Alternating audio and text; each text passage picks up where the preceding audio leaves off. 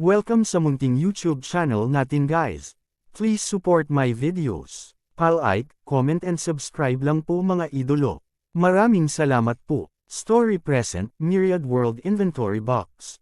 Kabanata 11:21. Matapos makipag-usap ni Zhao Kaihua kay Huang Feng, tinapik niya ang kanyang anak at sinabing, "Mabilis, batiin si Boss Huang." "Hello, Boss Huang." Matapat na binati ng anak ni Zhao Kaihua si Huang Feng. "Boss Huang, please don't be offended. Masyadong matamlay ang anak ko at hindi marunong magsalita. Gayunpaman, seryoso siya sa trabaho. Kahit ang amo niya ay pinupuri siya sa kanyang kakayahan. Huwag mo siyang husgahan base sa kanyang murang edad. Magaling din siyang magsasaka. Noong nasa bahay siya noon, marami siyang natulungan sa bukid."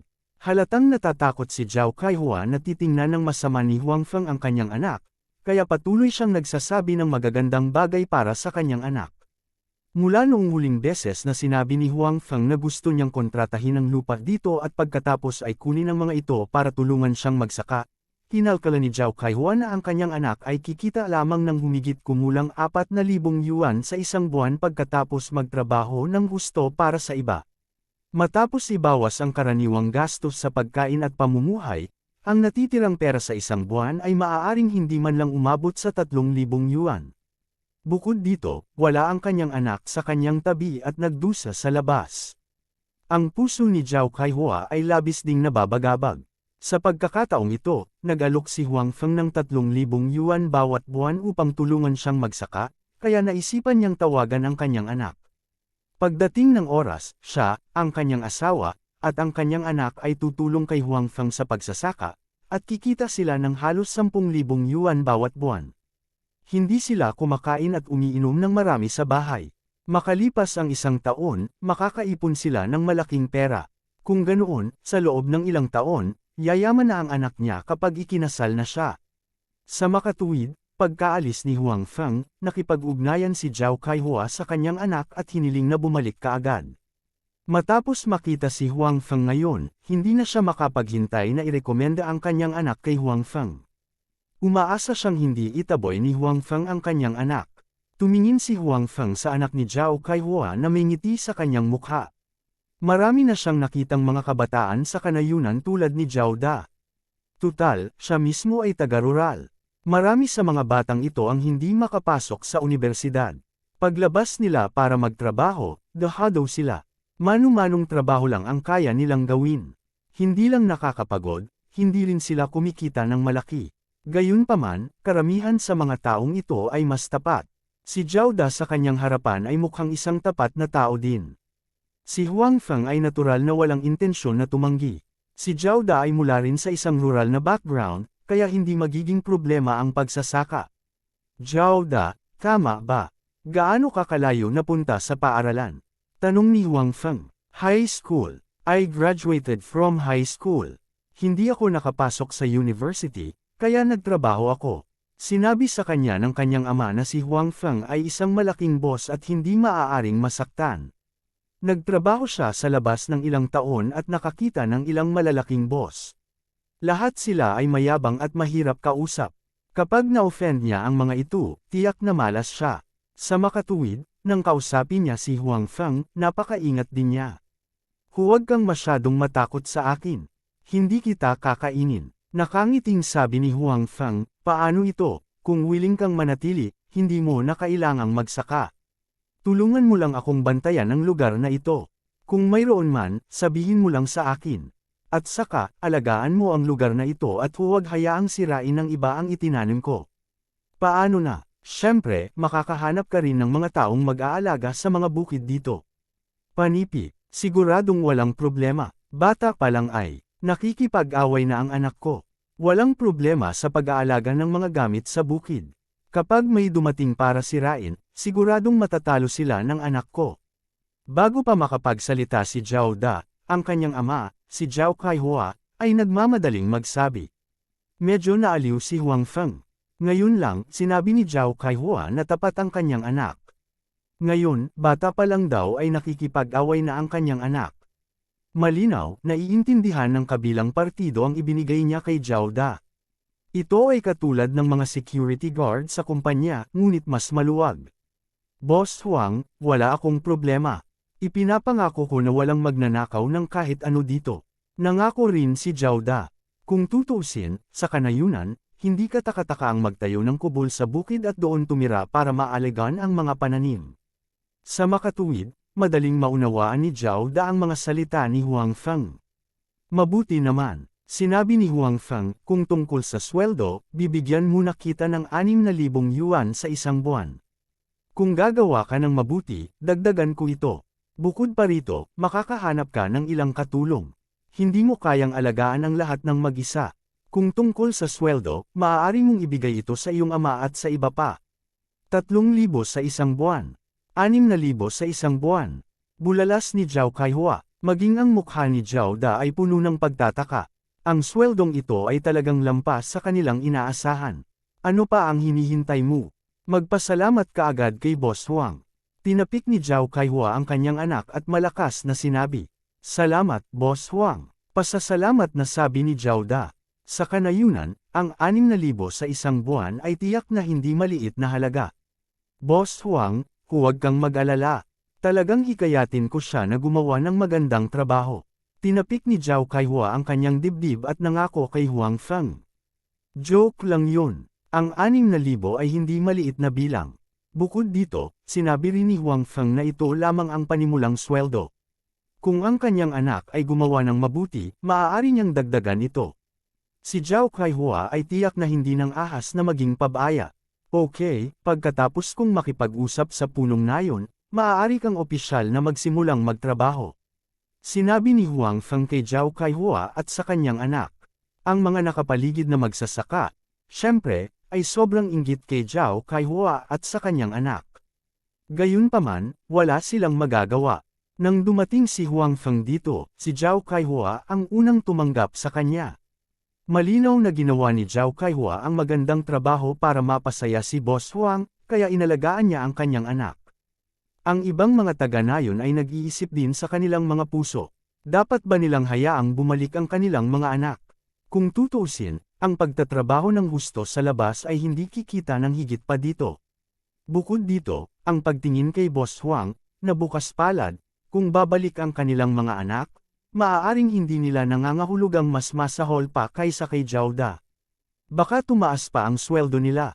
Sinundan ni Huang Feng si Zhao Kaihua upang hanapin ang punong nayon, kaya hindi niya narinig ang boses ng mga tao sa likuran niya. Ang punong nayon, si Zhao Jiang'ang, ay naghihintay na kay Huang Feng. Bilang karagdagan kay Zhao Jiang'ang, mayroon ding taong namamahala sa pananalapi. Pagkaalis ni Huang Feng sa huling pagkakataon, tinipon ni Zhao Jiang'ang ang mga taga-nayon sa nayon upang pag-usapan ang usapin ng pagkontrata ng lupang sakahan. Ang bagay na ito ay hindi pinilit, at hindi lahat ay kailangang kontratahin. Ito ay ganap na voluntaryo. Gayunpaman, ang mga taong nagkontrata ng lupang sakahan ay maaaring kunin ni Huang Feng upang magtrabaho para sa kanya, at babayaran sila ng 3,000 yuan bawat buwan. Noong una, nang sabihin ni Zhao Jiang'ang na gusto niyang kontratahin ang lupang sakahan. Kalahati lang ng mga tao ang handang gawin ito. Mayroon pa ring isang maliit na bilang ng mga tao na hindi payag. Gayunpaman, kapag sinabi niya na ang mga taong nagkontrata ng lupang sakahan ay maaaring magpatuloy sa trabaho, ngunit sila ay magtatrabaho para sa bagong amo. Bukod dito, 3,000 ang buwan ng sweldo. Biglang nagbago ang isip ng mga ayaw gawin. Dapat malaman na kahit buong taon silang magtrabaho sa bukirin, pagkatapos ibawas ang gastos, makabubuting kumita sila ng 10 hanggang 20,000 yuan bawat taon. Gayunpaman, kung nagtrabaho sila ngayon para kay Huang Feng, iba ito. Hindi nila kailangang mag-alala tungkol sa output. Bukod dito, ang kita ay mas mataas kaysa dati. Tanga lang ang tatanggi. Kabanata 11:22. Sa makatuwid, sa wakas ay matagumpay na nakontrata ni Huang Feng ang higit sa 8,000 munang lupa mula sa Jiaochu Village. Ito ay dahil walang miyembro ng pamilya at lahat sila ay lumabas para magtrabaho. Kung hindi, ito ay magiging higit pa. Gayunpaman, hindi iyon pinansin ni Huang Feng. Kung tutuusin, marami siyang lupang makontrata sa hinaharap. Imposibleng sa Jiaochu Village lang siya makontrata. Matapos pirmahan ang kontrata, ibinigay ni Huang Feng ang pera ng kontrata kay Zhao Jiang'ang sa mismong lugar. Sa pagkakataong ito, pinirmahan ni Huang Feng ang isang 5 taong kontrata ng sabay-sabay. Ang pera ay dapat ibigay sa mga taga-nayon. Tungkol naman sa pagkuha ng mga taga-nayon upang magtrabaho para sa kanya, ang pera ay ibibigay ng hiwalay. Pagkalabas sa opisina ni Zhao Jiangang, natagpuan muli ni Huang Feng si Zhao Kaihua at ang kanyang anak. Sa katunayan, hindi umalis ang mag-ama. Gusto nilang ipakita ang kanilang mga mukha sa harap ni Huang Feng para maalala sila ni Huang Feng. Pinirmahan ko na ang kontrata. Ipaalam mo sa mga taga-nayon na kung handa silang magtrabaho para sa akin, maaari silang pumunta sa iyong lugar upang mag-ulat. Zhao Da, gumawa ka ng talaan. Pagkatapos, bukas, pumunta ka sa aking lugar para kunin ang kontrata para pirmahan nila. Kailangan mo ring ibalik ang mga binhing itinanam sa mga bukid na ito bukas. Pagkatapos, maaari mo na silang itanim, bilin ni Huang Feng. Ngunit, paano itanim ang mga ito? Iba ang pagtatanim ng iba't ibang pananim, ani Zhang Kaijian. Well, ipapaalala ko kay Zhao Da bukas, sabi ni Huang Feng. Kung paano itanim ang mga bagay na iyon, mayroong isang simpleng pagpapakilala sa kahon ng imbakan. Hanggat sinabi niya sa mga taong ito ang mga lugar na dapat bigyang pansin sa proseso ng pagtatanim, kasama ang kanilang karanasan, walang magiging problema sa pagtatanim ng mga gulay na iyon. Ngayong hapon, handa nang makipagpalitan si Huang Feng. Bilang karagdagan sa mga buto ng mga gulay na iyon, nais din ni Huang Feng na makipagpalitan ng ilang mga panla ng isda. Siyempre, ang mga panla ng isda na nais niyang palitan ay tiyak na hindi magagamit sa katotohanan. Mas masarap sila. Nang magkaroon ng pagkakataon sa hinaharap, binalak din ni Huang Feng na makipagpalitan ng ilang nakakain na hayop upang pagyamanin ang iba't ibang uri ng kanyang restaurant. Okay, boss, sabi ni Zhao Da, Alam niya na ang trabahong ito ay isang pagkakataon para sa kanya, at kailangan niyang gamitin ito ng husto. Sa makatuwid, hindi siya nang ahas na pabayaan ang alinman sa mga tagubilin ni Huang Feng. Matapos pansamantalang maayos ang usapin sa Jiaochu Village, umalis si Huang Feng. Nang umalis siya sa pagkakataong ito, naramdaman ni Huang Feng ang sigasig ng mga taga-nayon. Pinaalis nila si Huang Feng. Gayunpaman, muling napagtanto ni Huang Feng ang hirap ng daan dito. Maging ang sarili niyang sasakyan ay may matinding bumpy feeling kapag nagmamaneho sa kalsadang ito, pabayaan ang ibang mga sasakyan. Baka makatulong ako sa pag-aayos ng kalsada dito, naisip ni Huang Feng sa sarili. Gayunpaman, ang paggawa ng kalsada ay hindi isang maliit na bagay kung tutuusin. Nakahanda rin si Huang Feng na ipatupad ito pagkatapos pag-isipan ito. Gayunpaman, nang makita niya ang daan dito, naisip din ni Huang Feng ang kalsada sa kanyang bayan. Ang daan doon ay hindi madaling lakaran. Pagbalik ko sa susunod, titignan ko kung may maitutulong ba ako sa aking bayan. Nagpasya si Huang Feng sa kanyang puso. Dahil maaari siyang mamuhunan sa ibang mga nayon, hindi dapat maging problema para sa kanya ang pangangalaga sa kanyang sariling bayan. Pagkatapos noon, dumiretso si Huang Feng sa kanyang bodega. Doon, nakita ni Huang Feng ang nagbebenta ng butil, si Boss Liu. Sa pagkakataong ito, mas maraming koponan ang nasa likod niya. Nagdala sila ng mas maraming butil dito. Inayos ni Huang Feng ang isang alipin na butler para alagaan ang lugar na ito. Sa makatuwid, kahit na wala si Huang Feng, ang transaksyon ay maaaring isagawa ng normal. Si Huang Feng at Boss Liu ay nagkaroon ng simpleng chat at pumunta sa isa pang bodega. Dito, pinili ni Huang Feng na magpalit ng ilang buto ng gulay mula sa storage box. Pagkatapos nito, bumili siya ng ilang panla ng isda. Buti na lang at fish box ang storage box. Kung hindi, walang lugar na ilagay ang mga isda na ito. Habang pinipili ni Huang Feng kung aling mga buto ang ipapalit sa storage box, ang ama ni Pang Chengfo ay hindi mapakali sa kanyang sariling tirahan. Ito ay dahil nawalan siya ng kontak sa mga taong ipinadala niya para tambangan si Huang Feng. Sa buong araw, hiniling niya sa kanyang mga nasasakupan na subukang makipag-ugnayan sa mga taong iyon, ngunit walang resulta. Nagpadala pa siya ng mga tao upang tumingin sa paligid ng tirahan ni Huang Feng, ngunit maliban sa ilang bakas ng labanan, wala silang nakita. Parang biglang naglaho ang mga taong iyon sa mundong ito. Hanapin mo sila. Ipagpatuloy mo ang paghahanap sa kanila. Hindi ako naniniwala na ang mga nabubuhay na tao ay mawawala ng walang bakas. Umungol ang ama ni Pang Chengfu. At the same time, medyo natakot din siya. Ang mga taong iyon ay malinaw na hindi mawawala ng walang dahilan. Malamang na may kaugnayan ito kay Huang Feng. Dahil dito, nagkaroon siya ng bagong paghuhusga sa husay ni Huang Feng. Malinaw, ang lakas ni Huang Feng ay hindi kasing sama ng iniisip niya. Nagpadala siya ng napakaraming tao, at ilan sa kanila ay mga Panginoon sa pangalawang antas. Sa kasong ito, maaaring mawala ni Huang Feng ang lahat ng taong iyon. Halatang nakakatakot ang lakas niya. Ang isa pang punto ay ang lahat ng mga gwardya na ito ay hiniram niya. Pagkatapos ng lahat, hindi siya ang Panginoon ng pamilya Pang. Kung napakaraming gwardya ang nawala dahil sa kanya, kapag bumalik siya, tiyak na mapaparusahan siya. Sa makatuwid, hindi mahirap unawain kung bakit galit na galit ang ama ni Pang Chengfu. Kumusta ang sitwasyon sa panig ni Huang Feng? Matapos umungol, sinubukan ng ama ni Pang Chengfu na pakalmihin ang sarili. Alam niyang sa oras na ito, hindi malulutas ang problema ng galit lang. Kung gusto niyang mahanap ang mga gwardya na iyon, si Huang Feng ay malinaw na isang magandang breakthrough point.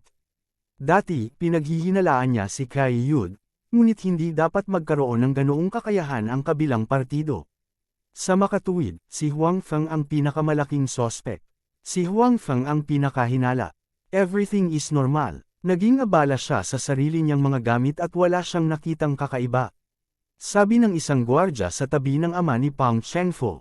Paano ito posible? Hindi ito matanggap ng ama ni Pang Chengfu. Sa anumang kaso, tiyak na inatake ng mga gwardya na iyon si Huang Feng. Si Huang Feng talaga ay kumilos na parang walang nangyari at hindi nag-isip ng paghihiganti. O saan niya itinago ang mga taong iyon? Bakit walang kakaiba? Ituloy mo akong bantayan. Bukod dito, ipadala mo ang lahat ng mga tao para hanapin ang mga gwardya na iyon para sa akin, silang lahat. Sigaw ng ama ni Pang Chengfu. Oo, malinaw na gustong hanapin ng ama ni Pang Chengfu ang mga gwardya, buhay man sila o patay. Sa ganitong paraan, malalaman niya ang nangyari kagabi. At saka, pagbalik niya, maipapaliwanag niya sa kanyang pamilya. Gayunpaman, sa oras na ito, ang ama ni Pang Chengfu, na medyo naguguluhan, ay tila nakalimutan na mayroon siyang higit sa isang kaaway sa Jiangzhou. Bagamat si Huang Feng ang pinakamalaking sospek sa pagpatay sa kanyang anak, ang higit na nagnanais ng kanyang buhay ngayon ay hindi si Huang Feng, kundi si Kai Yud. Nakipag-ugnayan na si Kai Yud sa mga asasin. Alam din ito ng ama ni Pang Chengfu, ngunit hindi umaksyon ang kabilang partido. Tsaka may aksidente sa gilid niya kaya hindi niya ito pinansin. Kabanata 11:23. Nang bumalik si Huang Feng mula sa bodega, nakatanggap siya ng tawag mula kay Bai Xiaoro. Matagal nang nasa kabisera si Bai Xiaoro, kaya hindi niya masyadong nakontak si Huang Feng. Tutal, nasa base siya, kaya hindi maginhawang makipag-ugnayan sa kanya. Huang Feng, nakabalik na ako. Nasa dati kong tirahan, sabi ni Bai Xiaoro sa telepono. Okay, hintayin mo ako. Pupunta ako doon, sabi ni Huang Feng. Pagkatapos noon, diretsyong nagmaneho si Huang Feng papunta sa dati niyang tirahan. Doon, nakita niya si Bai Xiaoro, na ilang araw na niyang hindi nakikita. Hindi gaanong nagbago si Bai Xiaoro kumpara sa dati, ngunit halatang miss na miss niya si Huang Feng. Nang magkasalubong sila ay nagyakapan sila. Pagod ka ba nitong ilang araw sa kabisera? Tanong ni Huang Feng. Ayos lang. Sinabi ni Bai Xiaoro, matagal na akong hindi nakapunta sa kabisera, kaya nakaipon ako ng ilang bagay na dapat harapin. Tumango si Huang Feng. Nang dumating ang dalawa sa silid ni Bai Xiaoro, nakita nilang nakaimpake na ang mga gamit ni Bai Xiaoro. Malinaw, handa na siyang pumunta sa bagong tirahan kasama si Huang Feng. Lahat ay nakaimpake. Tanong ni Huang Feng. Oo, halos. Sinabi ni Bai Xiaoro, nasabi mo na ba sa iyong kasintahan? May problema ba kung lilipat ako? Panipi, hindi naman siguro. Sinabi ni Huang Feng na may bahagyang pag-aalinlangan, sa totoo lang, alam niya ang tungkol sa iyong pag-iral. Kaya lang, wala akong oras para sabihin sa kanya na lilipat ka na. Wala akong pakialam. Kung itaboy ako ng girlfriend mo at magagalit ako, sasampalin ko siya. Tumingin si Bai Xiaoro kay Huang Feng at sinabing. Si Huang Feng ay may gulat na ekspresyon sa kanyang mukha. Puche, tumawa si Bai Xiaoro, nagbibiro lang ako sa iyo. Hindi ako naglalakas loob na suntukin siya. Siya ang pangunahing asawa. Gayunpaman, hindi mo siya papayagang i-bully ako. Oo, sinabi ni Huang Feng, napakabuting tao ni Yumo.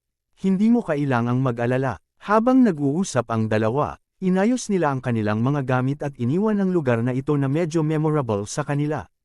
Habang nasa daan, naisip din ni Bai Xiaoro ang mga bagay na naisip niya noong siya ay nasa base. She said, "Oh right, I've been thinking about it these days. You still have to be careful. You're too strong, and you suddenly rise up in such a short period of time. Siguradong marami kang maaakit na atensyon. Sa mga oras na iyon, maraming mag-iimbestiga sa iyo. This time, tinanong ako ng director namin tungkol sa iyo. Matagal ko nang pinag-isipan ang sitwasyong ito, pero wala pa akong naisip na magandang paraan. Ngayon, makakapag-ayos na lang ako ng maaga at magkaroon ng mga kaibigan. Sana ay makatulong ito sa hinaharap," sabi ni Huang Feng. Sa katunayan, alam din ni Huang Feng na malamang na mangyari ang sinabi ni Bai Xiaoro. Kung tutuusin, ipinanganak siya sa kanayunan at isang rural na tao. Bukod dito, bago siya nagtapos sa unibersidad, siya ay palaging napaka-ordinaryo. Pagkatapos noon, bigla siyang nagkaroon ng napakalakas na kakayahan. Bukod dito, mayroon siyang walang katapusang pera. Ito ay talagang napakadaling maghinala ng mga tao. Ayos lang kung walang gustong manakit sa kanya. Minsang may gustong puntiryahin siya, ang sitwasyon niya ay talagang napakadaling gamitin laban sa kanya. Bagaman hindi ko alam kung paano mo nakuha ang makapangyarihang martial arts na iyon, para sa puntong ito, kung may magtanong sa iyo, masasabi mong aksidente iyon. Tinuruan ka ng isang matandang lalaki. Matapos kang turuan ng matanda, umalis siya at hindi nag-iwan ng anumang contact information. Kung tungkol sa pangalan, maaari kang gumawa ng isa, o maaari mong sabihin na hindi mo alam. Anyway, kahit na ano, ang iba ay hindi naniniwala sa puntong ito, kahit na hindi ka naniniwala sa puntong ito.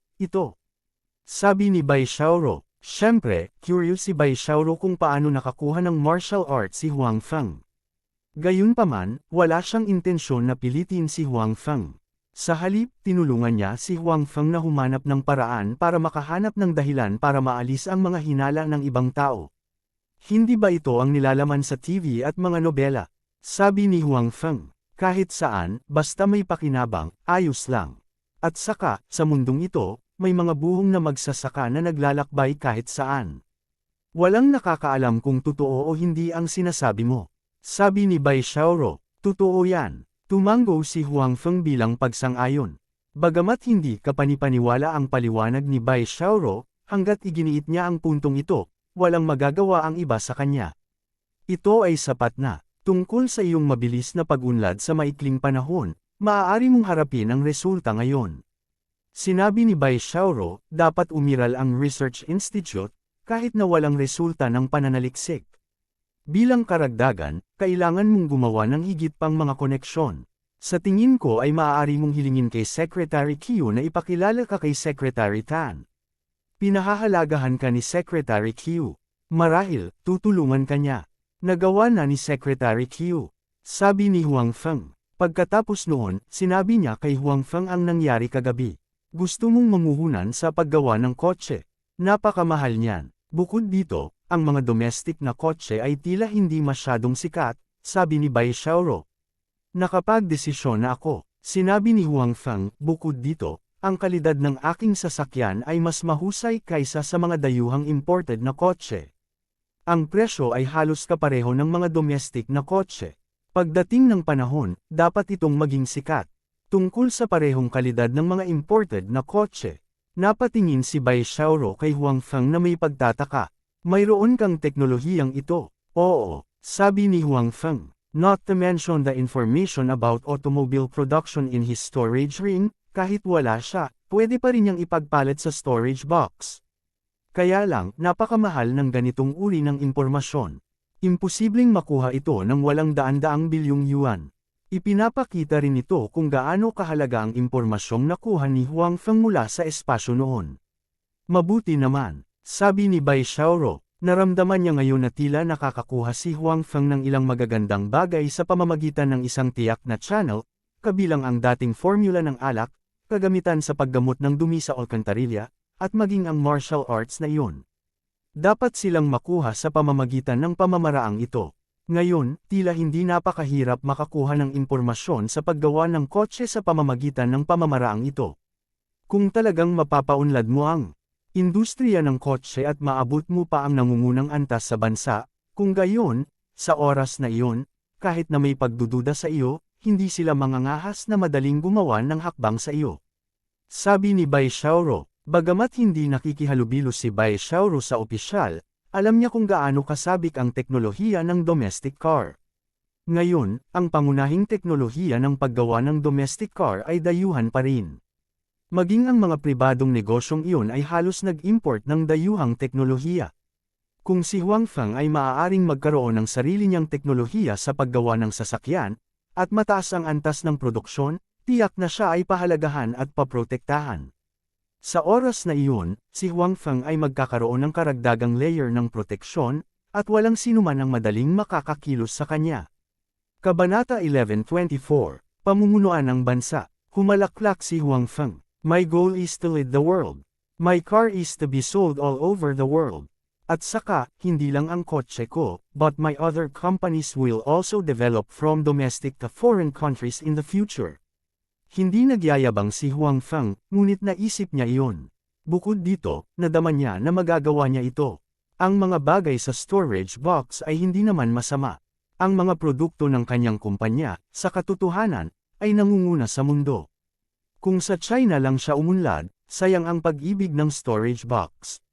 Tumingin si Bai Xiaoro sa mataas na espiritu na si Huang Feng at bahagyang ngumiti, naniniwala ako sa iyo. Ngayon, si Bai Xiaoro ay pareho kay Huang Feng at Su Yamo. Labis siyang naniwala sa kanila dahil sa mahabang panahon ng pakikipag-ugnayan, hindi kailanman nagsinungaling si Huang Feng. Hanggat may sinabi siya, mayroon siyang tiyak na antas ng katiyakan. Kung hindi siya sigurado, hindi niya ito sasabihin. Masayang-masaya ngayon si Bai Xiaoro, hindi lang dahil may advanced na teknolohiya sa paggawa ng sasakyan si Huang Feng, kundi dahil naisip din ni Huang Feng ang kanyang inaalala noon. Bukod dito, nakapag-ayos na siya ng maaga. Sa ganitong paraan, ang kanyang mga nakaraang alalahanin ay medyo hindi kailangan. Siyempre, naunawaan din ni Bai Xiaoro na ang pinakakulang kay Huang Feng ngayon ay ang panahon. Hanggat nabibigyan siya ng oras, makakadevelop siya. Bukod dito, ang kanyang mga negosyo ay magiging isang behemoth. Sa oras na iyon, walang sino man ang makakapagpailing sa kanya. Hindi niya kailangang mag-alala tungkol sa mga hinala ng ibang tao. Gayunpaman, magtatagal iyon. Kung may naka-move on man sa kanya noon, sobrang gulo din. Nang dumating sina Huang Feng at Bai Xiaoro sa villa, si Su Yamo at ang dalawa pang babae ay hindi pa bumabalik. Si Tang Mazuo ay abala pa rin sa kanyang trabaho sa ahente ng alak. Bagamat dahil sa kanyang relasyon kay Huang Feng, maaari niyang ipilit ang lahat kay Huang Feng. Gayunpaman, nadama niya pa rin na kailangan niyang patuloy na magtrabaho ng husto. Kung makakatulong siya ng kaunti, magiging mas magaan ang pasanin kay Huang Feng. Para naman kina Su Yamo at Xi Mengzhao, abala pa rin sila sa pagkuha ng mga pabrika ng parmasyutiko. Bilang karagdagan, parehong nagpasya sina Su Yamo at Xi Mengzhao na bigyan siya ng ilang bahagi ng Changzhou Group. Sa makatuwid, handa si Huang Feng na kumuha ng pera at hayaan sina Su Yamo at Xi Mengzhao na bumili ng pinakamaraming pabrika ng pharmaceutical hanggat maaari, pati na rin ang mga pribadong ospital. Ang mga bagay na ito, sa katotohanan man o sa ibang mga espasyo, ay lubhang nakatulong kay Huang Feng. Kaya naman, naging abala sina Su Yamo at Xi Mengzhao nitong 2 araw. Gayunpaman, hindi man lang nagreklamo ang dalawa. Pagkatapos ng lahat, naiintindihan din nila na tinutulungan sila ni Huang Feng. Pumunta si Huang Feng sa kusina para magluto ng hapunan, at pumunta si Bai Xiaoro sa ikalawang palapag para pumili ng kwarto. Pagkatapos, inilagay niya ang kanyang mga gamit at nagsimulang palamutihan ang silid. Nang bumalik si Su Yamo at ang dalawa pang babae, katatapos lang ni Bai Xiaoro na palamutihan ang silid at bumaba sa bulwagan. Nang bumalik ang tatlong babae at nakita si Bai Xiaoro sa sala, natigilan sila saglit. Halatang nagulat sila sa biglang pagsulpot ni Bai Xiaoro. Pagkatapos noon, nagkusa si Tang Mazo na humakbang pasulong at sinabing, Sister Xiaoro, lumipat ka rin. Pagkatapos ng lahat, sa mga taong ito, sina Tang Mazo at Bai Xiaoro ay unang nakilala ang isa't isa at nagkaroon ng pinakamahusay na relasyon. Hindi ko lang alam kung tatanggapin mo ako, sabi ni Bai Xiaoro. Nang magsalita siya, halatang nakatingin siya sa direksyon ni Suyamo. Alam niya kung sino ang tunay na big sister dito. Whether you are welcome or not, hindi ka pa rin dumating. Bago magsalita si Suyamo, nagsalita muna si Xi Mengjiao. Hindi niya kayang makita ang pabago bago ni Huang Feng at nakaramdam ng kawalan ng katarungan para sa kanyang kapatid. Siyempre, may pakiramdam din siya sa kanyang puso na ayaw niyang makakita ng masyadong maraming babae sa paligid ni Huang Feng, ngunit hindi niya ito sasabihin ng malakas. Mengjiao, huwag mong sabihin yan. Sinabi ni Suyamo kay Xi Mengjiao, at pagkatapos ay naglakad patungo kay Bai Xiaoro. She said with a smile on her face, "You are welcome to move in." Hindi sinasadya ni Mengjiao ngayon lang, don't mind it. Siguradong may iba pang nararamdaman si Suyamo sa kanyang puso, ngunit alam niya talaga ang tungkol sa pag-iral ni Bai Xiaoro. She was mentally prepared, kaya hindi mahirap para sa kanya na tanggapin. Bukod dito, handa na siya na si Huang Feng ay magkakaroon ng iba pang mga babae sa hinaharap. Ngayon na mayroon na lamang isa, natural niyang kumbansihin ang sarili na tanggapin ito. Siyempre, pagkatapos tanggapin ang pag-iral ni Bai Xiaoro, hindi ibig sabihin na papayag si Suyamo kay Huang Feng na magkaroon ng mga bagong babae.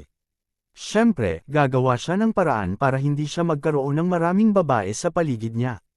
Bukod dito, alam din ni Suyamo na si Huang Feng ay talagang ambisyoso. Hindi siya magiging interesado sa mga ordinaryong babae ngayon, kaya hindi niya kailangang mag-alala tungkol kay Huang Feng na naghahanap ng mga babae ng walang katapusan. Salamat, sabi ni Bai Xiaoro kay Suyamo. Ang kanyang pasasalamat ay mula sa kaibuturan ng kanyang puso. Bago siya dumating, talagang nag-aalala siya na hindi tatanggapin ni Suyamo ang kanyang pagdating. Kung iyon ang kaso, hindi niya alam kung ano ang gagawin. Bukod dito, ayaw niyang gawing mahirap ang mga bagay para kay Huang Feng. Sa kabutihang palad, hindi siya kinasusuklaman ni Suyamo at may intensyon siyang itaboy siya. Dahil dito, talagang gamaan ang loob ni Bai Xiaoro. Hey, bumalik na ba kayong lahat? Nakahanda na ang pagkain. Maghugas ng kamay at humanda sa pagkain. Sa oras na ito, lumabas din si Huang Feng sa kusina.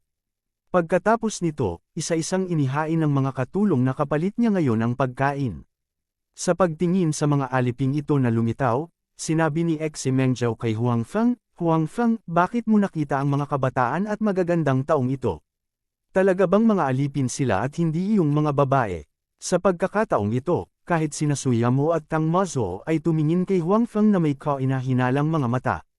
Gayunpaman, hindi nag-alinlangan si Bai Xiaoro dahil naramdaman niya ang aura ng panloob na puwersa mula sa mga taong ito.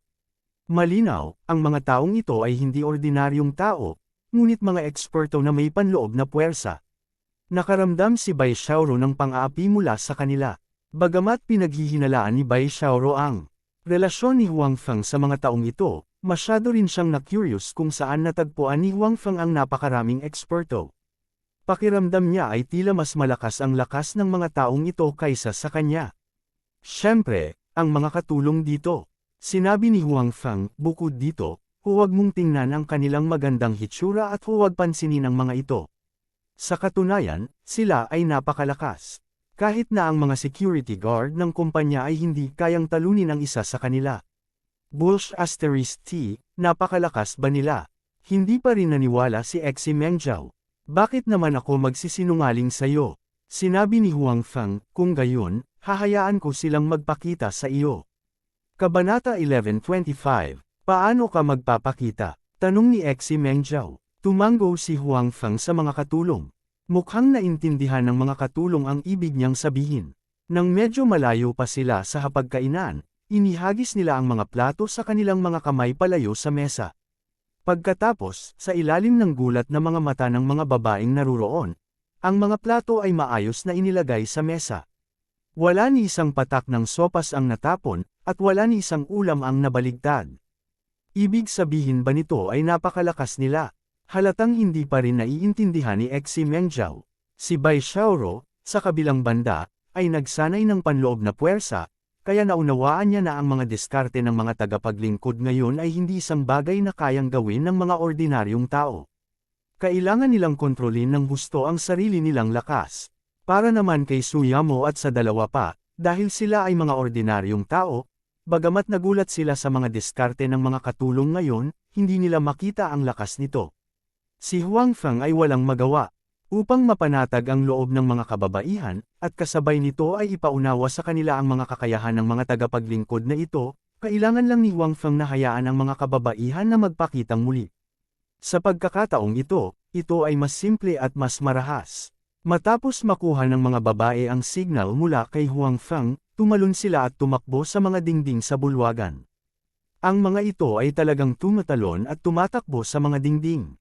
Ang mga tagapaglingkod na ito ay orihinal na nasa pinakamataas na antas ng pangalawang antas, kaya hindi masyadong mahirap gawin iyon. Hindi bababasa, mauunawaan ni Huang Feng at Bai Xiaoro ang puntong ito. Gayunpaman, ito ang unang pagkakataon na nakita ni Suyamo at ng dalawa pang babae ang ganoong sitwasyon. Nanlaki ang mga mata nilang tatlo at napatingin sa mga katulong sa bulwagan na napakabilis na nag-iwan pa ng ilang after images. Nadama ng mga batang babae na ang kanilang mga mata ay hindi sapat upang makuha ang eksena. Huang Feng, alam ba nila kung fu? Tanong ni Tang Mazo. Oo, hindi ito itinago ni Huang Feng. Dahil nakumpirma na nila ang kanilang relasyon sa isa't isa, binalak din ni Huang Feng na dahan daw ang sabihin sa kanila ang kanyang sikreto. Ang mga taong ito ay tulad ng mga martial arts masters sa TV. Alam nila kung fu at internal force, at mas makapangyarihan pa sila kaysa sa mga martial arts masters na iyon. Kung gayon, alam mo ba kung paano gawin ito? Tanong ni Suyamo. Ako, bahagyang natigilan si Huang Feng at sinabing, alam ko rin kung paano gawin ito. Talaga, kung ikukumpara sa kanila, tanong ni Tang Mazo, medyo mas malakas kaysa sa kanila, sabi ni Huang Feng. Huang Feng, napakalakas mo. Gulat na sabi ni Xi Mengzhao. Tila hindi siya naniwala sa mga salita ni Huang Feng. Dapat itong malaman na ngayon, ang mga tagapaglingkod ay lumilipad sa bulwagan. Kung mas magaling si Huang Feng kaysa sa kanila, ibig sabihin ba nito ay maaari ding lumipad si Huang Feng? Ito ay malinaw na lampas sa pangunawa ni Xi Mengzhao kay Huang Feng. Siyempre, magkakaroon ka ng pagkakataon na malaman sa hinaharap na mas makapangyarihan ako kaysa sa iniisip mo. Nakangiting sabi ni Huang Feng. Pagkatapos panoorin ang pagganap ng mga tagapaglingkod, si Suyamo at ang dalawa pang babae ay nakatitiyak na si Huang Feng ay nakakita ng isang napakalakas na tao sa pagkakataong ito. Ang susi ay ang mga taong ito ay napakagalang sa harap ni Huang Feng. Si Suyamo at ang dalawa pang babae ay ipinanganak din sa mayayamang pamilya. May mga gwardya rin ang kanilang mga pamilya, ngunit dahil sa pangkalahatan ay hindi ipinakita ng mga taong iyon ang kanilang kakayahan sa harap nila, bagaman alam nilang napakalakas ng mga gwardya, hindi nila alam kung gaano sila kalakas. Gayunpaman, ngayon naramdaman ng tatlong babae na gaano man kalakas ang mga gwardya, tila hindi sila kasing lakas nang nakita ng mga katulong na si Huang Feng. At maaaring mahanap ni Huang Feng ang mga taong ito at gawin silang masunurin. Ito mismo ay nagpakita na ang lakas ni Huang Feng ay talagang malakas. At kung mas malakas si Huang Feng, mas masaya si Suyamo at ang iba pa. Kaya naman, sa natitirang bahagi ng pagkain, sila ay kumain ng napakasaya. Dahil bagong lipat si Bai Xiaoro ngayon, nagdiwang sila ng kaunti. Si Xi Mengzhao ay hindi nagpatuloy sa pag-atake kay Bai Xiaoro sa salita. Pagkatapos ng lahat, wala siyang kinalaman kay Huang Feng ngayon. Tinanggap ni Suyamo si Bai Xiaoro, syempre, wala siyang masabi. Bukod dito, alam din niya na ang kakayahan ni Bai Xiaoro ay tila napakalakas. Para kay Huang Feng, isa rin siyang napakahusay na katulong. Bagamat ayaw niyang aminin ito, sa puso ni Xi Mengzhao, umaasa pa rin siya na si Huang Feng ay bubuo ng mas mahusay at mas mahusay. Nang sinamahan ni Huang Feng ang mga babae na kumain ng hapunan, kumakain din ang ama ni Pang Chengfo. Gayunpaman, kumpara sa buhay at mainit na kapaligiran sa lugar ni Huang Feng, ang lugar ng ama ni Pang Chengfo ay mas desyerto. At habang naging ganito, lalo pang namiss ng ama ni Pang Chengfo ang kanyang anak. Sa kanyang puso, nadagdagan ang pagkamuhi kay Huang Feng. Gayunpaman, ang kakayahan ni Huang Feng ay lampas sa kanyang inaasahan. Yung mga pinadala niya, wala pa ring balita. Upang mahanap ang mga bakas ng mga taong iyon, nagpadala siya ng higit sa kalahati ng kanyang mga bantay. Sa katunayan, alam din ng ama ni Pang Chengfo na dahil ipinagpatuloy niyang pribado ang paglilipat ng mga gwardya ng pamilya sa Jiangzhou, ang mga tao sa pamilya ay medyo hindi nasisiyahan sa kanya. Kung alam nilang marami siyang bantay na nawalan, tiyak na hindi siya nito bibitawan. Kung tutuusin, pag-aari ng pamilya ang bawat gwardya. Lahat sila ay nilinang ng pamilya ng may matinding pagsisikap. Ang bawat pagkawala ng isa ay isang malaking pagkawala sa pamilya. Kung napakaraming gwardya ang nawala ng sabay-sabay, tiyak na hindi ito tatanggapin ng pamilya. Gayunpaman, ang ama ni Pang Chengfo ay halatang walang pakialam ngayon. Upang maipaghiganti ang kanyang anak, kailangan niyang gawin ito. Kung tungkol sa mga hindi nasisiyahang boses sa pamilya, hayaan silang magsalita. WHO. Sa oras na ito, biglang sumigaw ang isang gwardya sa tabi ng ama ni Pang Chengfo, na nagpasindek sa kanya. Anong problema? Tanong ng ama ni Pang Chengfo. Pagsagot kay Master, parang may tunog. Sabi ng guard, may tunog ba? Pumunta at tingnan mo. Sabi ng ama ni Pang Chengfo. Alam mo, kakabili lang niya ng lugar na ito hindi pa lang. Walang mga pusa o aso, kaya hindi dapat magkaroon ng anumang kakaibang tunog sa gabi. Oo, tugon naman ng gwardya na iyon, at saka pumunta sa lugar kung saan nanggaling ang boses kanina. Pagkaalis ng gwardya, isang gwardya na lang ang natitira sa tabi ng ama ni Pang Chengfo. Tungkol naman sa iba pang mga bantay, sila ay pinapante niya upang hanapin ang mga nawalan ng kontak sa kanila. Noong una, ang ama ni Pang Chengfo ay nagplano na magpatuloy sa pagkain, ngunit ang lugar na pinuntahan ng gwardya ay biglang nagkaroon ng ingay ng labanan. Napakabilis at napakatindi ng tunog. Malinaw, may pumasok. Medyo nataranta ang ama ni Pang Chengfo. Sa oras na ito, ngayon lang dumating ang boses ng guard. Medyo balisa siya at medyo manek. Master, umalis ka dali. May sumingit, lalong naguluhan ang ama ni Pang Chengfo. Itinapon niya ang kutsilyo at tinidor sa kanyang kamay at handa nang umalis sa kanyang tirahan. Samantalang ang huling gwardya sa tabi niya, sinundan niya ito ng malapitan.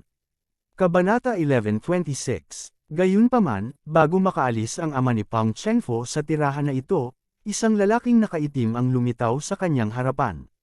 May hawak na maikling kutsilyo ang lalaki sa kanyang kamay. Tumutulo pa rin ang dugo mula sa kutsilyo. Kung kanino naman ang dugo, mukhang hindi naman mahirap hulaan.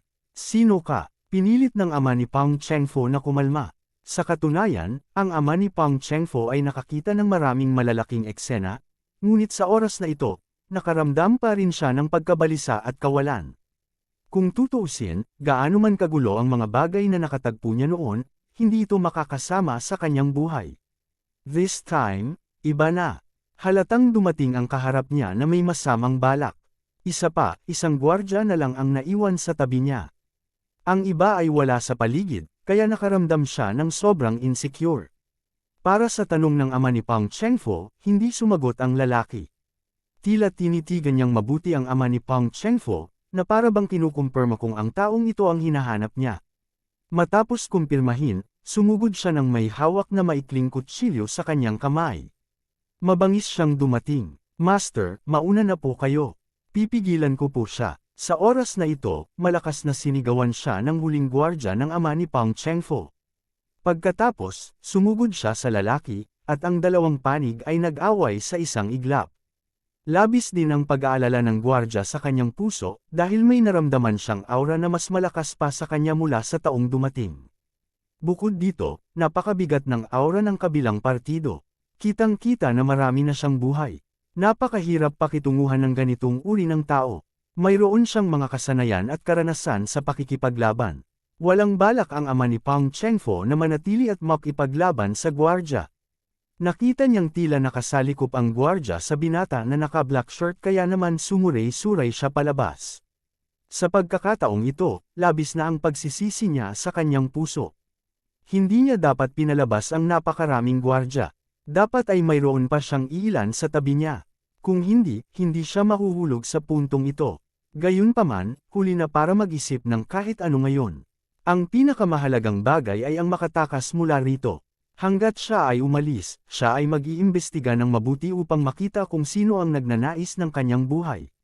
Talagang gagawin niya itong mamatay sa isang kakilakilabot na kamatayan. Habang tumatakbo ang ama ni Pang Chengfo, nanalangin siya sa kanyang puso na mabigyan pa siya ng oras ng bodyguard. Nang makasakay na siya sa sasakyan, hindi na siya maabyutin ng nakaitim na binata, at ligtas na siya. Habang lumalayo ang mga tunog ng labanan, unti-unting lumuwag ang puso ni Pang Chengfo. Mukhang makakatakas na siya sa pagkakataong ito. Moherf asterisk saker, huwag mong hayaang alamin ko kung sino ang gumawa nito, o kung hindi, sabi ng ama ni Pang Chengfo habang tumatakbo siya papunta sa kotse sa pasukan. Ano pa bang magagawa mo? Sa sandaling ito, lumitaw ang isang figure sa kabilang bahagi ng kotse. Lumakad ang figurang iyon patungo sa ama ni Pang Chengfo at mahinang sinabi. Sino ka? Dahil sa backlight, hindi agad nakita ng ama ni Pang Chengfo ang tao. Gayunpaman, nang malaman niyang may naghihintay sa kanya dito, lalong nabalisa ang ama ni Pang Chengfo. Ano, hindi mo ba alam kung sino ako? Sa wakas ay lumapit ang itim na figure. Sa sandaling ito, sa wakas ay nakita ng ama ni Pang Chengfo ang tao ng malinaw. Ikaw kasi, napabulalas ang ama ni Pang Chengfo, oo, dapat kong naisip ito. Maliban sa iyo, wala nang iba. Buti naman alam mo, nandito ako ngayon para kitilin ang buhay mo at ipaghiganti ang anak ko. Mabangis na sabi ng lalaki. Tila mas malamig ng 2 degree ang hangin sa paligid. Ang taong dumating ay ang ama ni Kai Tian, si Kai Yud. Sa panahong ito, wala sa mood si Kai Yud na pamahalaan ang kumpanya. Buong araw, iniisip niya kung paano papatayin ang ama ni Pang Chengfo para ipaghiganti ang kanyang anak. Sa makatuwid, nakipag-ugnayan siya sa isang assassin para patayin ang ama ni Pang Chengfo. Bukod dito, gusto rin ni Kai Yud na patayin ang ama ni Pang Chengfo mismo. Kung ganoon, mapapawi niya ang puot sa kanyang puso. Kaya naman, nang pumunta rito ngayong gabi ang assassin, sumunod din siya. Ang hindi inaasahan ni Kai Yud ay naisip niyang napakadelikado sa pagkakataong ito. Gayunpaman, ang proseso ay hindi inaasahang maayos. Walang gaanong bantay sa paligid ng ama ni Pang Chengfo. Ang pagtuklas na ito ay nagpasaya sa kanya. Sa wakas ay nagkaroon siya ng pagkakataon na ipaghiganti ang kanyang anak. Hindi ko pinatay ang anak mo. Ang ama ni Pang Chengfo ay pinagmamasdan ng kanyang mga mata ang nakapaligid na sitwasyon habang walang tigil na sumasagot kay Kai Yud. Sa tingin mo maniniwala ako? O sa tingin mo ba ako ay isang tanga at madaling dayin? Naiinis na sabi ni Kai Yud. Bagamat walang malinaw na ebidensya, natukoy na ni Kai Yud sa kanyang puso na pinatay ng ama ni Pang Chengfo ang kanyang anak. Sa pag-aakalang namatay ang kanyang anak sa murang edad, na siya rin ay isang puting buhok na kailangang paalisan ng kanyang anak, at walang sinuman ang magmana ng ganoong kalaking negosyo ng pamilya, ang puso ni Kai Yud ay napuno ng walang hangganang sama ng loob. Sa makatuwid, kahit anong halaga ang kailangan niyang bayaran, kailangan niyang patayin ang ama ni Pang Chengfo. Makinig ka sa akin, nagkakamali tayong lahat. Hindi ang anak mo ang pumatay sa anak ko. Ibang tao. Nahanap ko na rin ang taong ito at sinusubukan kong gumawa ng paraan para patayin siya. Siya ang common enemy natin. Kung hindi dahil sa kanya, hindi magiging ganito ang 2 pamilya natin. Sabi ng ama ni Pang Chengfo. Wala akong pakialam kung sino man ang pumatay sa anak mo. Ang alam ko lang ay mga tao mo ang pumatay sa anak ko. Ganun lang kasimple. Gusto kong ipaghiganti ang anak ko. Pagkatapos sabihin iyon, sumugod si Kai Yud patungo sa ama ni Pang Chengfo na may pulang mata. Ang punyal sa kanyang kamay ay nagbuga ng malamig na puting liwanag sa ilalim ng liwanag. Hindi, tumalikod ang ama ni Pang Chengfo at tumakas. Gayunpaman, ang kanyang katawan na matagal nang hindi nag-eehersisyo ay talagang hindi makatakbo ng mabilis. Sa kabutihang palad, si Kai Yud ay ganoon din. Ang kanyang bilis ay hindi masyadong mabilis. Ang bilis talaga ng dalawa. Sa sandaling ito, si Kai Yud, na humahabol sa ama ni Pang Chengfo, ay nadapa sa isang bato sa lupa at nahulog sa lupa. Hindi niya nahawakan ang punyal na nasa kamay niya at nahulog iyon. Nahulog ang punyal na iyon hindi kalayuan sa ama ni Pang Chengfo. Ang hindi inaasahang sitwasyon na ito ang nagpatigil sa kanilang dalawa. Pagkatapos, pareho silang sumugod sa punyal. Gayunpaman, dahil kailangang bumangon si Kai Yud, nag-aksaya siya ng maraming oras. Nang maabot niya ang punyal ay dinampot na ng ama ni Pang. Shengfu, haha, ayaw mo ba akong patayin? Halika na. Ang ama ni Pang Shengfu, na may hawak na punyal, ay tumingin kay Kai Yud na may mabangis na mukha at sumigaw. Ngayon lang siya natakot kay Kai Yud. Ngayon, ang mga mesa ay nakabukas. Sa wakas ay nakataas na rin siya. Kabanata 11:27. Anong gusto mo? Tumingin si Kai Yud sa ama ni Pang Shengfu sa tapat niya at nagtanong. Anong gusto ko? Ngumisi ang ama ni Pang Shengfu. Siyempre, kung ano ang iniisip mo. Gusto kitang patayin. Bagamat kinumpirma ng ama ni Pang Shengfu na ang kanyang anak ay pinatay ni Huang Feng sa halip na si Kai Tian, si Kai Tian ay talagang pinatay ni Huang Feng. Matibay din ang paniniwala ni Kai Yud dito, kaya hindi niya pinabayaan si Pang Shengfu. Kung hahayaan siya ni Pang Shengfu ngayon, tiyak na makakahanap siya ng isa pang pagkakataon para patayin si Pang Shengfu. Sa makatuwid, itong Kai Yud ay hindi maaaring iwanang buhay. Sa pag-iisip nito, ang mga mata ng ama ni Pang Shengfu ay kumislap ng nakamamatay na liwanag, at sinunggaban niya si Kai Yud. Tumalikod si Kai Yud at gustong tumakbo, ngunit na-spray ng bukong-bukong niya nang mahulog siya, kaya mas mabagal ang takbo niya kaysa dati. Madaling naabutan ng ama ni Pang Shengfu. Tumingin ang ama ni Pang Shengfu sa likod na malapit sa kamay. Walang pag-aalinlangan, ipinasok niya ang punyal sa kanyang kamay. Puche! Halos magkasabay ang tunog ng dalawa. Napakatalas ng punyal sa kamay ng ama ni Pang Shengfu. Madali itong ipinasok sa likod ni Kai Yud. Sa orihinal, inihanda ni Kai Yud ang punyal para sa kabilang partido, ngunit hindi niya inaasahan na sa huli, ang punyal na ito ay magiging sandata para patayin siya. Sa pagkakasaksak sa likod niya ay lalo pang nanggotol ang mga paa ni Kai Yud. Bumagsak siya sa lupa pagkatapos ng dalawang hakbang, at pagkatapos, nagpatuloy ang mga hiyawan. I let you kill me. Come on, continue to kill me if you have the ability.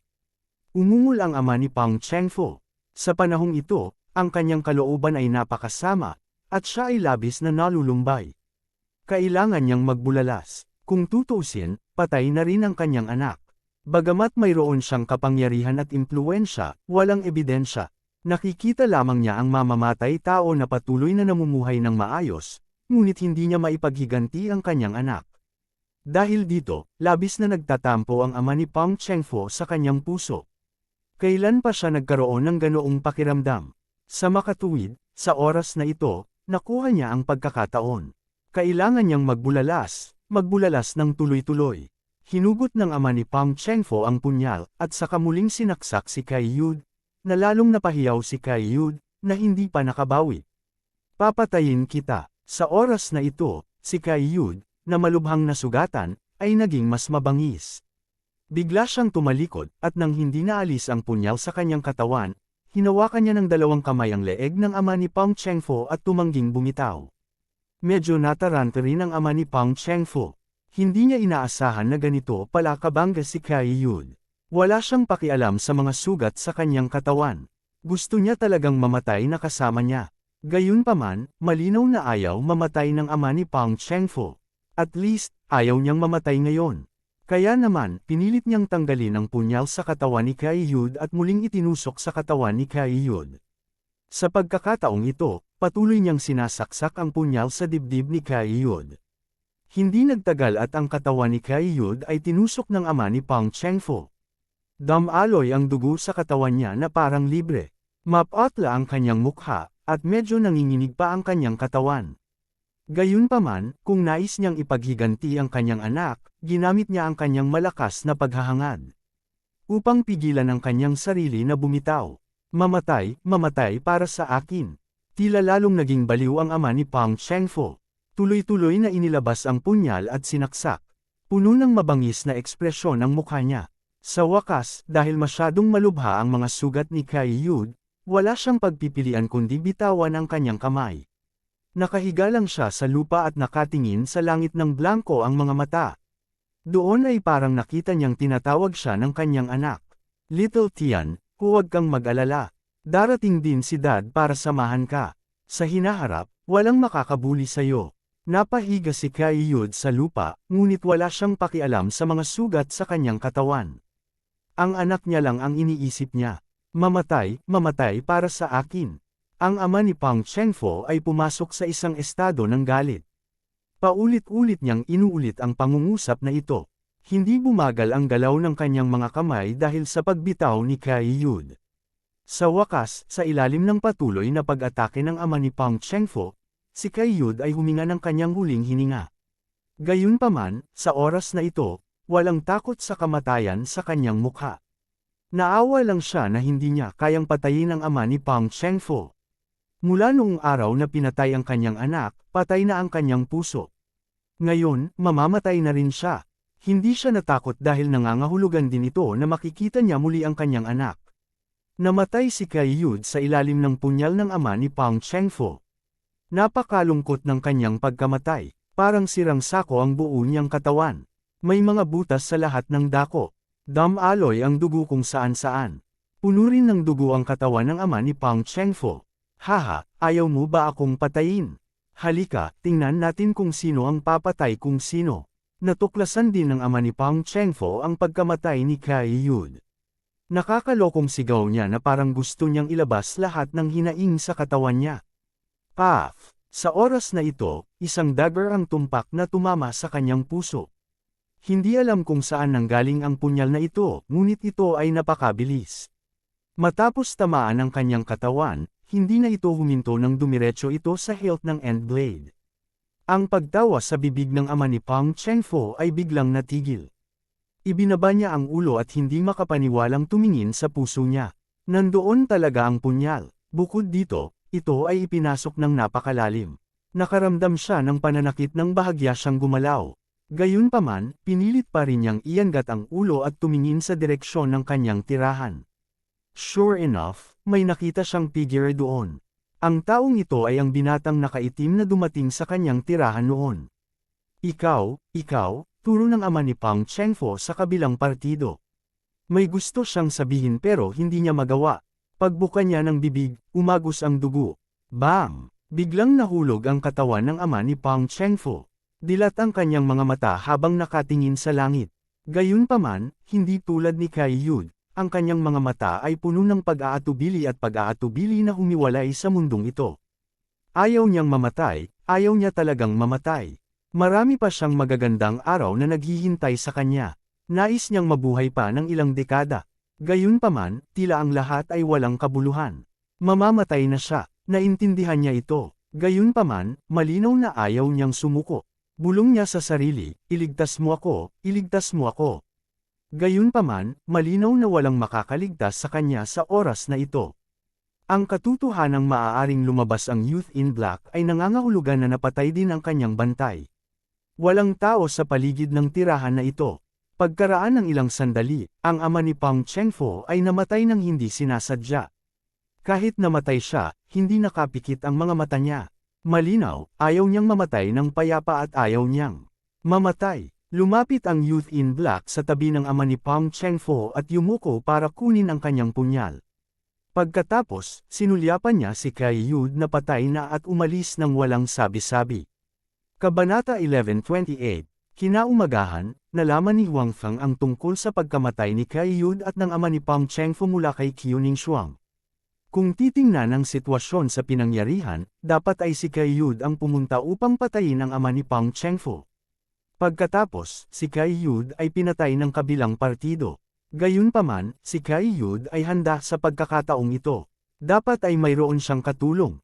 Ang katulong na iyon ang pumatay sa ama ni Pang Chengfo at sa kanyang mga bantay, sabi ni Qiuning Shuang. Nalaman mo na ba kung sino ang katulong? Tanong ni Huang Feng. Hindi pa. Nag-iimbestiga pa kami, sabi ni Qiuning Shuang. Bagamat isa lamang siyang traffic police, hindi naging mahirap para sa kanya na malaman ang tungkol sa mga usapin ng Criminal Police Unit. Alam din niya na tila may sama ng loob si Huang Feng sa ama ni Kaiyud at Pang Chengfo. Sa makatuwid, pagkatapos malaman ang tungkol sa balita ng 2 taong ito, agad niyang ipinaalam kay Huang Feng. Tumango si Huang Feng. Kung tama ang hula niya, ang katulong na dinala ni Kaiyud ay dapat ang pumatay na natagpuan niya. Gayunpaman, hindi inaasahan ni Huang Feng na haantong sa ganito si Kaiyud at ang ama ni Pang Chengfu. Pareho silang namatay sa parehong araw, sa parehong lugar. Ito ay maaaring ituring na kapwa pagkawasak. Matapos ibaba ang telepono kay Qiu Ningshuang, nalaman din ni Bai Xiaoro sa kabilang panig ang tungkol sa balitang ito. Bukod dito, mas marami siyang alam kaysa kay Qiu Ningshuang. Pagkatapos ng pagkamatay ng ama ni Pang Chengfu, ang mga gwardya na natagpuan niya, maliban sa mga nawawala, ay tinawag pabalik ng pinuno ng pamilya Pang sa kabisera kaninang umaga. Sa simula, ang mga taong iyon ay labis na hindi nasisiyahan sa paulit-ulit niyang paglilipat ng mga gwardya sa Jiangzhou. Sa pagkakataong ito, hindi lamang siya nawala ng maraming gwardya, ngunit namatay din siya. Sabi ni Bai Xiaoro, pagkatapos, dumating ang mga tao mula sa pamilya Pang sa kabisera. Nagtanong si Huang Feng, dapat silang pumunta para tulungan ang ama ni Pang Chengfu na kunin ang bangkay. Sa palagay ni Wasp, dahil namatay ang ama ni Pang Chengfu, tiyak na magpapadala ng mga tao ang pamilya Pang sa kabisera. Sa oras na iyon, maaaring magdulot sila ng ilang gulo, kaya kailangan niyang mag-ingat. Walang dumating. Ang bangkay ng ama ni Pang Chengfu ay direktang dinala pabalik sa imperial capital ng mga gwardya. Sinabi ni Bai Xiaoro, mukhang may narinig ang pamilya Pang sa kabisera kamakailan. Kamakailan lang ay hindi nila gustong magdulot ng gulo. Kaya, makatitiyak ka sa ngayon. Natural na alam ni Bai Xiaoro kung ano ang inaalala ni Huang Feng. Alam pa niya na ang pagkamatay ni Pang Chengfu ay may kinalaman kay Huang Feng. Gayunpaman, wala siyang pakialam. Not to mention, ang pamilya Pang sa Kapitolyo ang target ngayon ng National Security Bureau. Kahit na hindi sila, tatayo pa rin siya sa panig ni Huang Feng. Nawalan man siya ng trabaho dahil dito, wala siyang pakialam. Tumango si Huang Feng, itong Pang clan ay tunay na walang puso. Hindi man lang sila pumunta para kunin ang bangkay. Sa opinyon ni Huang Feng, kahit na ayaw nilang magdulot ng gulo, walang masama sa pagpunta sa Jiangzhou upang kunin ang bangkay ng ama ni Pang Chengfu. Gayunpaman, ang kabilang partido ay hindi dumating upang mangolekta ng isang tao. Sa halip, direkta nilang ipinadala ang mga gwardya upang ibalik sila. Ito ay tila medyo walang puso. Sa isang malaking pamilya, medyo manipis na ang pagkakamag-anak. Sabi ni Bai Xiaoro, matagal na siyang nasa kabisera. Dahil sa kanyang pagkakakilanlan, alam niya ang kaunti tungkol sa mga gawain ng malalaking pamilya sa kabisera. Sa makatuwid, hindi siya masyadong nagulat sa nangyari sa ama ni Pang Chengfu. Gayunpaman, hindi pa tapos ang usaping ito. Siguradong palihim na iimbestigahan ng pamilya Pang ang sitwasyon dito. Kaya, kailangan mo pa ring mag-ingat. Sabi ni Bai Xiaoro, alam ko, sabi ni Huang Feng, para sa kasalukuyang kanya, mahirap pa ring kalaban ng pamilya Pang sa kabisera. Sa makatuwid, hindi siya nang ahas na maging masyadong pabaya. Si Huang Feng ay talagang abala sa panahong ito. Bilang karagdagan sa paggawa ng kotse, kailangan din niyang bumili ng ilang mga restoran. Gayunpaman, maaaring isantabi muna ang negosyo ng restaurant. Hindi pa kasi opisyal na natatanim ang mga gulay na ipinagpalit niya mula sa storage box. Bukod dito, hindi sapat ang bilang ng mga nirentahang field. Sa makatuwid, hindi na kailangang magmadali sa ngayon. Gayunpaman, hindi mamadaliin ang usapin sa paggawa ng sasakyan. Pagkatapos ng lahat, ang proyektong ito ay napakalaki at napakahalaga. Parehong binabantayan ito nina Secretary Qiu at Secretary Tan. Sa makatuwid, binalak ni Huang Feng na pumunta sa ibang bansa sa panahong ito at bumili ng ilang linya ng produksyon pabalik. Sa katunayan, maaari ring makipagpalitan si Huang Feng ng mga linya ng produksyon mula sa storage box. Gayunpaman, ang presyo mula sa kahon ng imbakan ay medyo mahal. Gusto pa rin muna ni Huang Feng na makita ang katotohanan. Kung mayroong isang linya ng produksyon na maaaring masiyahan ang kanyang produksyon ng kotse, ito ay pinakamahusay na bilhin ito pabalik. Bukod dito, binalak din ni Huang Feng na samantalahin ang pagkakataong ito upang bisitahin ang mga dayuhang tagagawa ng kotse at palawakin ang kanyang pananaw. Gayunpaman, noong naghahanda si Huang Feng na pumunta sa ibang bansa sa malapit na hinaharap, nagkaroon ng pagtatalo sa courtyard na pinuntahan niya noon. Ang pagtatalo na ito ay may kaugnayan sa kanya. Hindi ako sumasang-ayon na suportahan ang paggawa ng sasakyan ni Huang Feng. Matigas na sabi ng Nonano Gramching Province. Ang paksa ng pulong na ito ay nauugnay sa kumpanya ng paggawa ng kotse ni Huang Feng. Pagkatapos ng lahat, ang proyektong ito ay isang malaking proyekto para sa Qing Province. Kaya naman, dinala ni Secretary Tan ang usaping ito para talakayin ngayon. Inaasahan niyang makuha ang suporta ng lahat. Pagkatapos ng lahat, sa mga tuntunin ng patakaran at iba pang aspeto, maaari siyang magbigay ng ilang kaginhawaan para kay Huang Feng. Pagkatapos ng lahat, kung ang kumpanya ni Huang Feng ay umunlad ng maayos, ito ay magiging mabuti para sa kanya at sa buong Qing Province. Gayunpaman, hindi inaasahan ni Secretary Tan na ang usaping ito, na dapat ay napakadali, ay sasalungat. Sa partikular, ang halatang pagsalungat ni No, dalawang ay nagulat kay Secretary Tan. Sa opinyon ni Secretary Tan, kung ang kumpanya ng paggawa ng sasakyan ni Huang Feng ay nanirahan sa lalawigan ng Qing, ito ay magiging mabuti para sa lalawigan. Parehong siya at ang No, dalawang ay may mga tagumpay sa politika, kaya ang No, dalawang ay dapat walang dahilan upang sumalungat. Gayunpaman, hindi niya inaasahan na direktang thought-utol si No.2 sa sandaling mabanggit niya ito. Hindi man lang niya inisip. Malinaw, No, dalawang ay alam na ang tungkol dito bago ito. Bukod dito, naisip na niya ang bagay na ito at may sariling ideya. Bakit? Diretsyong tanong ni Secretary Tan. Inimbestigahan ko si Huang Feng. Dalawang maliit na pabrika lang ang binuksan niya. Wala man lang siyang karanasan sa paggawa ng sasakyan. Dapat mong malaman na ang paggawa ng kotse ay isang teknolohiyang misensinang negosyo. Hindi lahat ay maaaring maglaro dito, direktang sinabi ng No.2. Diretsyong sinabi ni Number 2, at saka, sobrang. Hinala ko ang pinagmumulan ng kanyang pondo. Ang kanyang pamilya ay mula sa isang rural na lugar at walang gaanong pera. Bagamat ang dalawang maliliit na pabrika ay umuunlad, hindi sila maaaring kumita ng ganoon kalaki para sa kanya sa maikling panahon. Kabanata 1129. Sang-ayon ako sa Leader Number 2. Sa sandaling matapos magsalita ang Leader Number 2, may agad na tumunog. Narinig ko na rin itong si Huang Feng. Maganda ang pag-unlad ng kanyang dalawang pabrika kamakailan. Isa siyang tipikal na halimbawa ng matagumpay na pagninegosyo sa lalawigan ng Qing. Gayunpaman, hindi ito nangangahulugan na magtatagumpay pa rin siya kung may gagawin pa siya. Kung tutuusin, limitado ang enerhiya ng isang tao. Ang tao ay huminto sandali bago nagpatuloy, bukod dito, ang paggawa ng kotse ay iba sa ibang mga negosyo. Ang dalawang maliliit na pabrika ni Huang Feng ay maliliit na operasyon lamang. Maaaring sila ay matagumpay, ngunit hindi yun gaanong ibig sabihin.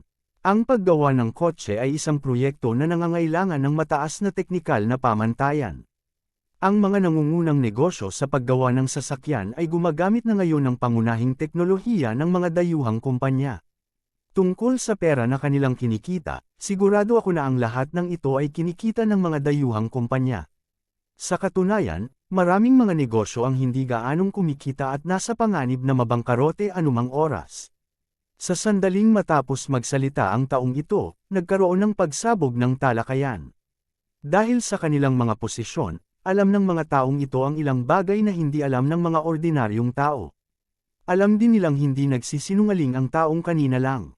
Ang mga domestic car production enterprise ay tila napakalaki, ngunit alam ng lahat kung gaano kalaki ang kita. Ang Number 2 nanograms Qing Province, nang makakita ng ganoong eksena, ay hindi nagbago ang kanyang ekspresyon, ngunit ang kanyang puso ay napuno na ng kagalakan. Para sa pagpupulong ngayon, pinaghandaan niyang mabuti. Dati, dahil sa insidente sa account book ng Tong Chenjun, nahuli niya si Secretary Tan at pinahintulutan ang kabilang partido na magkaroon ng foothold dito. Dahil dito, lubhang naapektuhan ang kanyang prestihiyo. Sa makatuwid, matagal na siyang nagpasya na ibalik ang kanyang dignidad at ipaalam sa iba na ito ang lalawigan ng Qing. Dito, siya ang may huling say. Maaaring may mga koneksyon si Secretary Tan sa kabisera, ngunit hindi kayang sugpuin ng isang malakas na dragon ang isang lokal na ahas. Sa lugar na ito, kahit siya ay kailangang sumuko sa kanya. Hindi ako sumasang-ayon sa mga salita ni Secretary Wang ngayon, sabi ni Secretary Q. Sa oras na ito, sinabi ni Secretary Q. Sa kanyang kasalukuyang katayuan, ganap siyang kwalipikadong lumahok sa ganitong uri ng pagpupulong. Si Secretary Wang, nakakasalita pa lang, ay isang matibay na taga-suporta ng Leader No. 2 Nanograms Qing Province, at si Secretary Qiu ay malapit kay Secretary Tan. Sa makatuwid, sa oras na ito, tiyak na kailangang ipahayag ni Secretary Qiu ang kanyang opinyon. Speaking of this, kilala ko rin si Huang Feng, sabi ni Secretary Qiu. Sinabi ni Secretary Qiu, si Huang Feng ay isang batang talento sa ating lalawigan ng Qing. Ang kanyang dalawang pabrika ay tiyak na hindi maliliit na negosyo tulad ng sinabi ni Kalihim Wang. Ang Raiji Sewage Treatment Equipment Factory ay ngayon ang pinakamalaki at pinakasikat na pabrika ng kagamitan sa paggamot ng dumi sa lalawigan ng Qing. Binuksan lamang ni Huang Feng ang pabrika na ito nang wala pang kalahating taon at mabilis pa rin itong lumalawak. Naniniwala ako na ang buong merkado ng paggamot sa dumi sa Alcantarilla, ang isang pabrika ay malinaw na may magandang kinabukasan. Paano ito magiging maliit? Tungkol sa iba pang Immortal Brew Brewery. Bagamat ang kasalukuyang sukat nito ay hindi kasing laki ng Raiji Sewage Treatment Equipment Factory dahil sa mga hadlang sa oras, hindi naman masama ang development momentum nito. At saka, nainom ko na ang alak, at napakasarap ng lasa. Ilang sandali lang ay lumawak ito. Ganun din, hindi ito maliit na pabrika. Pagkatapos magsalita ni Secretary Qiu, nagkaroon muli ng talakayan. Ngayon, naunawaan ng lahat na ngayon ay isang labanan sa pagitan ng dalawang paksayon. Ang labanan na ito ay medyo biglaan, ngunit ito ay makatwiran din. Si Secretary Tan at Leader No. 2 ay nakatadhana na hindi makapagsamang mapayapa. Gayunpaman, ang hindi inaasahan ng sinuman ay ang target ng labanang ito ay talagang isang binata.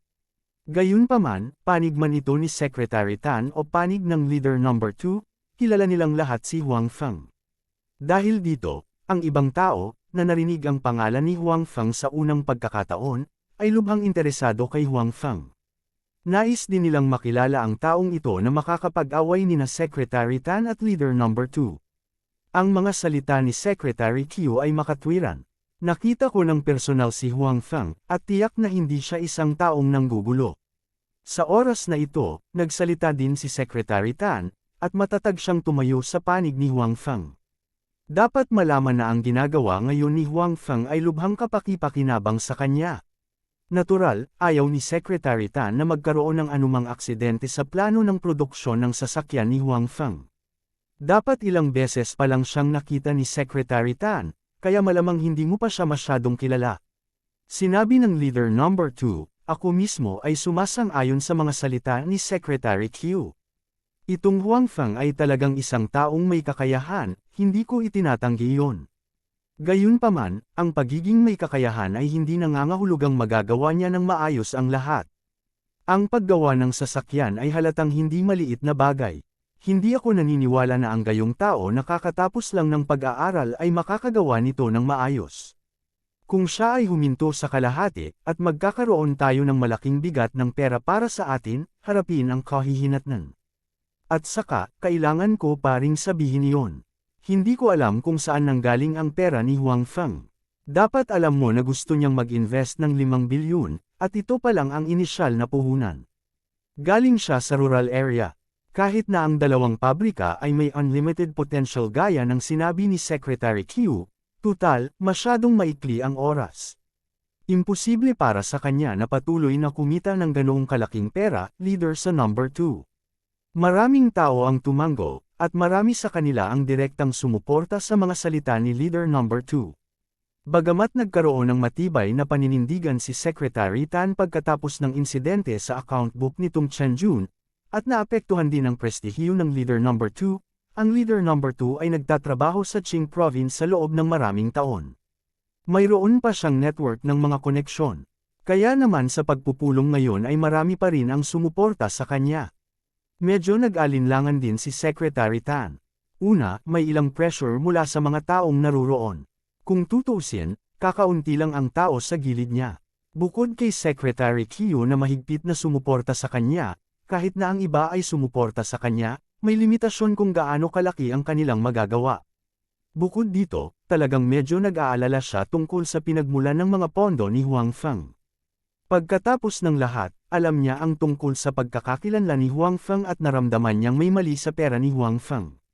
Kung ang pera na iyon ay nalaman na siya ay humiram sa pamamagitan ng ilang paraan at ginamit bilang mga pondo sa pagpaparehistro upang ipakita sa kanya, kung gayon kapag ang produksyon ay opisyal na nagsimula sa hinaharap, maaaring magkaroon ng kakulangan ng pondo. Kaya naman, pagkaraan ng ilang sandali na mag-alinlangan, sinabi ni Kalihim Tan, kung nais ng lalawigan ng Qing na masiglang paunlarin ang ekonomiya nito, dapat nating hikayatin ang ilang kumpanya na mamuhunan.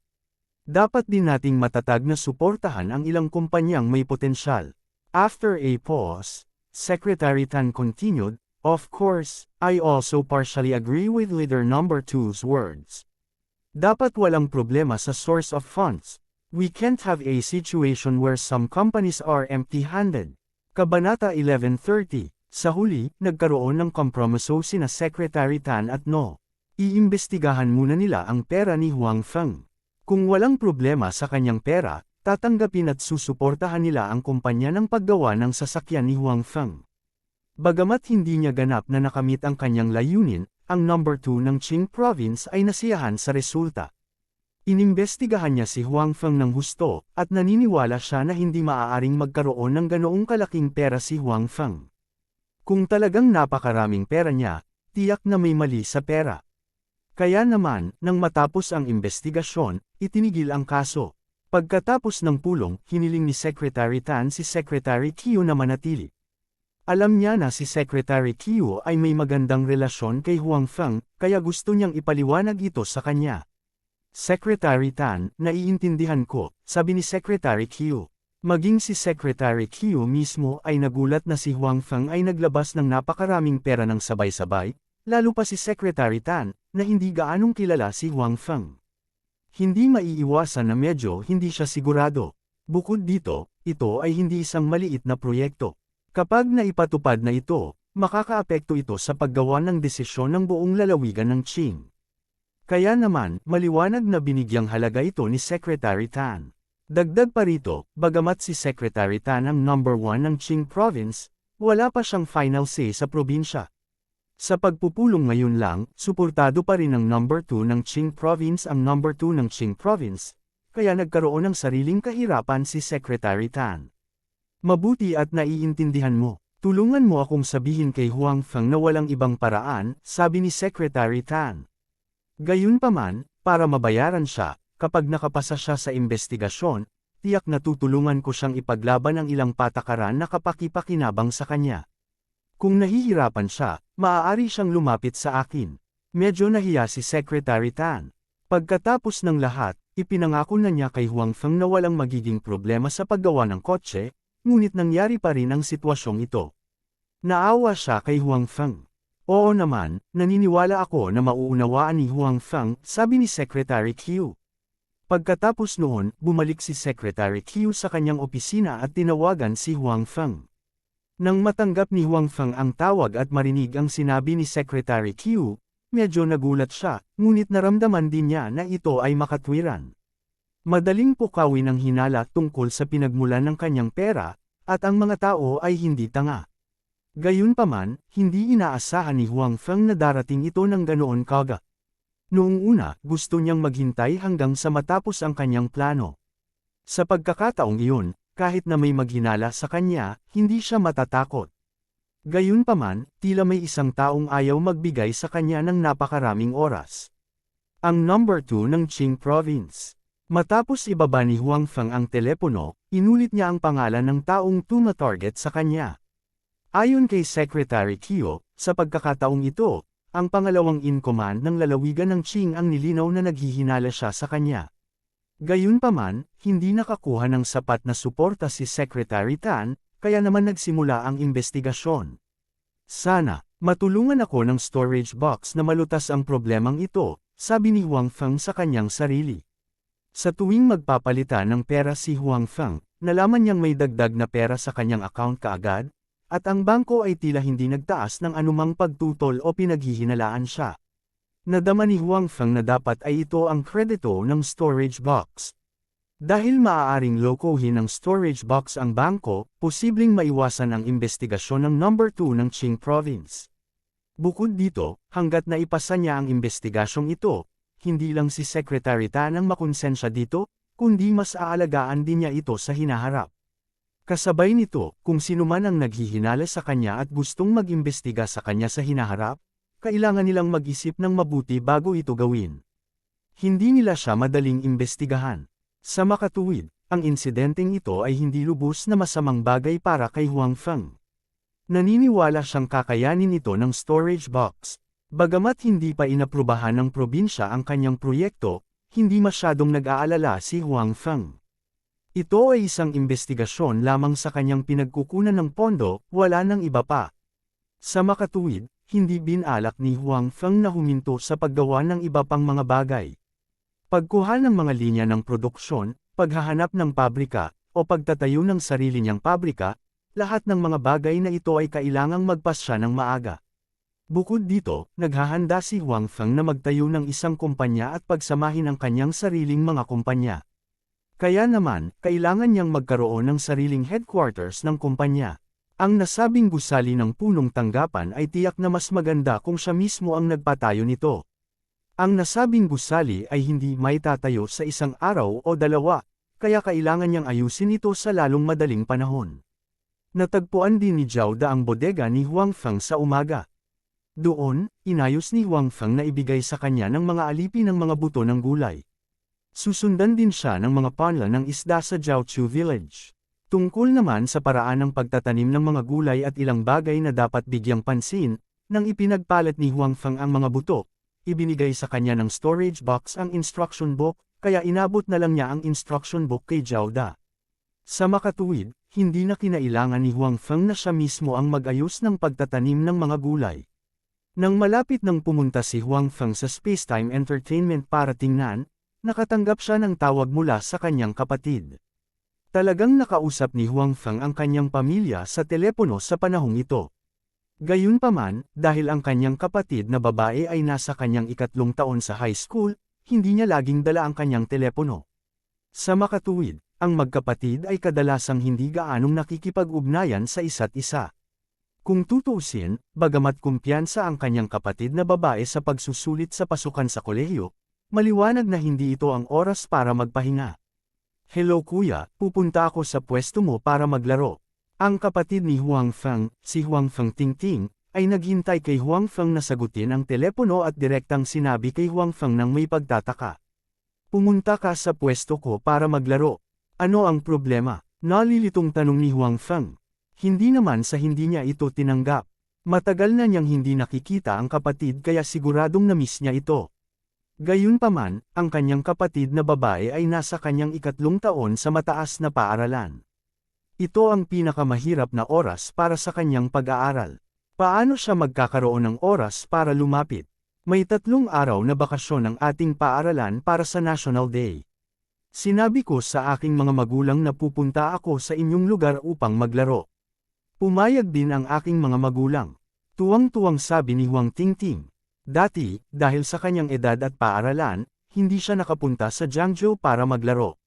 Sa pagkakataong ito, nagkataon na nagbakasyon siya at handa nang lumabas para maglaro at magpahinga. Ang isa pang dahilan ay ang mga magulang ni Huang Feng ay nag-aalala kay Huang Feng.